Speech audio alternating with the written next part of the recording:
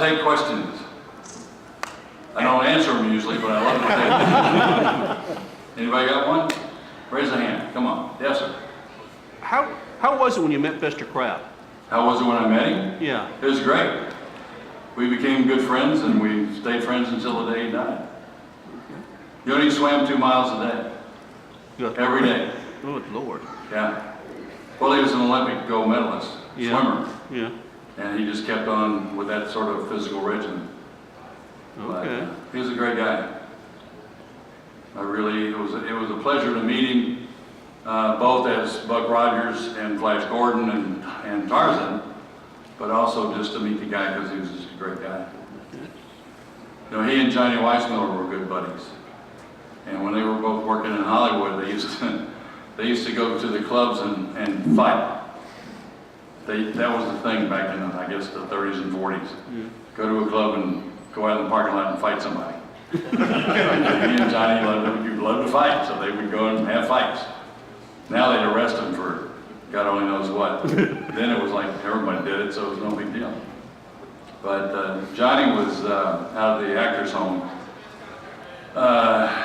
when Buster was there doing Buck Rogers, and he was in the stages of dementia.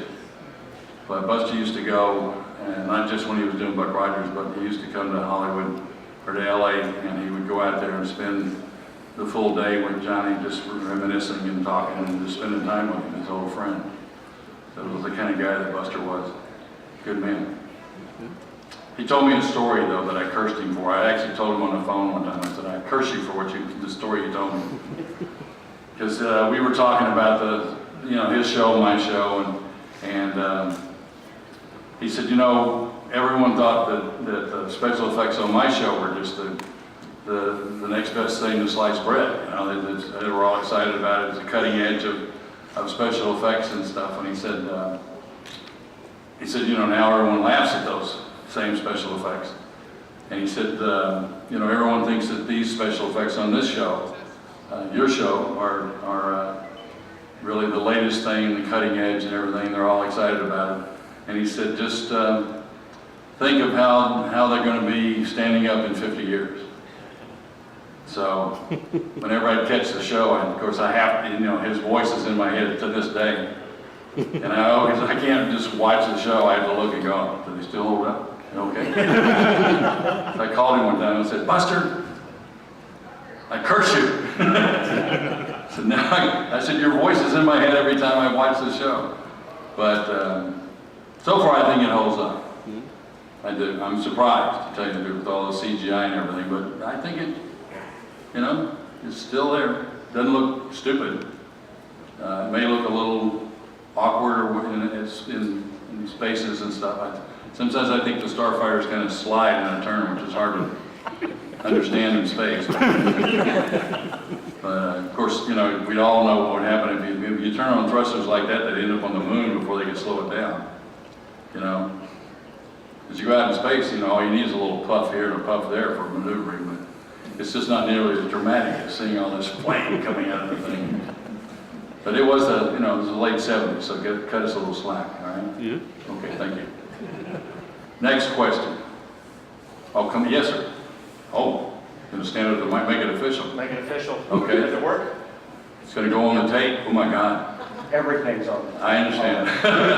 Once you're on, you're on. I know. We're being observed now. I can tell. We've been. I'm on a podcast that shares 60s or 70s and 80s with our kids, and we've been watching Buck with the kids, and they went to the beach today. Abandoned us, but what an opportunity! What an opportunity! God. If it wasn't such a drive, they said. We came. Where's there a beach this far up in Alabama? I'm down by Florida. Oh, okay. Wow. Yeah. That's a long drive. Not too bad. Where in Florida? I'm in Dothan, which is just inside Dothan, Alabama? Florida. They're at Panama City Beach right now. I got you. Yeah. They're missed.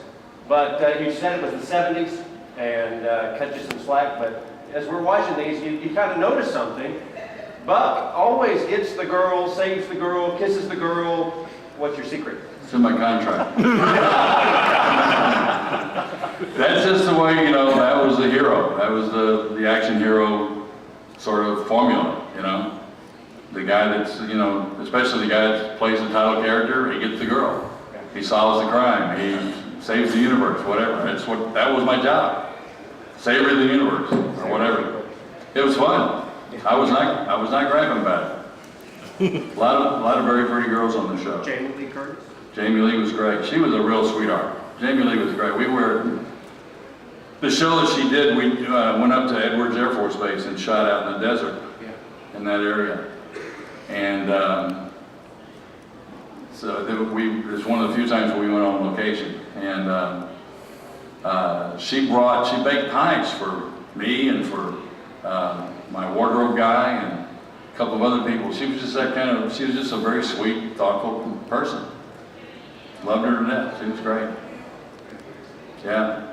But Jamie Lee wasn't the only one. There was a bunch of them. But she was, I think, generally she was the sweetest and the nicest that we had. The most personable one.